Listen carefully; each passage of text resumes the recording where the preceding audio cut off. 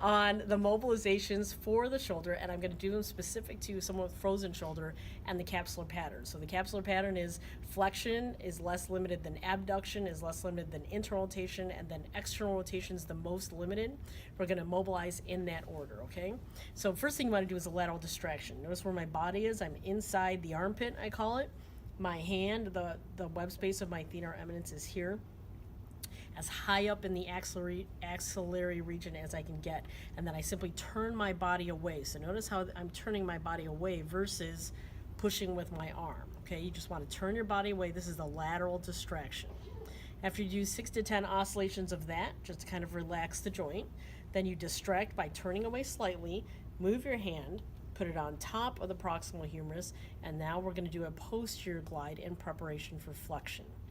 Okay, notice how I take up the slack and end range and then do an oscillation.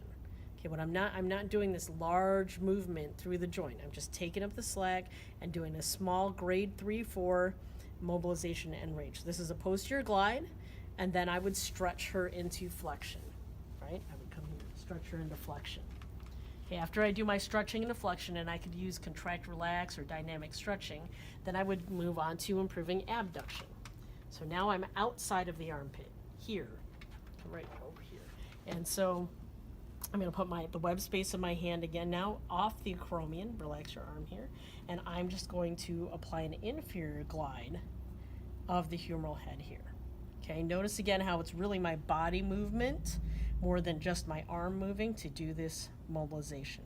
I do 6 to 10 oscillations in the inferior direction, and then I stretch her into abduction. A little trick here, if you go into elevation and you start to see the shoulder hike up, if you just take your hand and push the humerus inferior, you can a lot of times clear that pinch. So this is stretching into abduction after the inferior glide.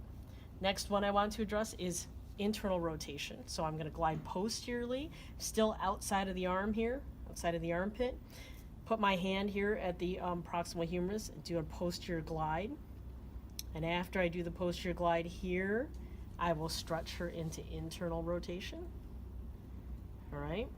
And then lastly, I'm going to move her into external rotation and stand right back in the armpit and put my hand again on the proximal humerus, and this time do a posterior glide, but now with the arm in external rotation. So I'm trying to get her into her end range motion before I apply that glide.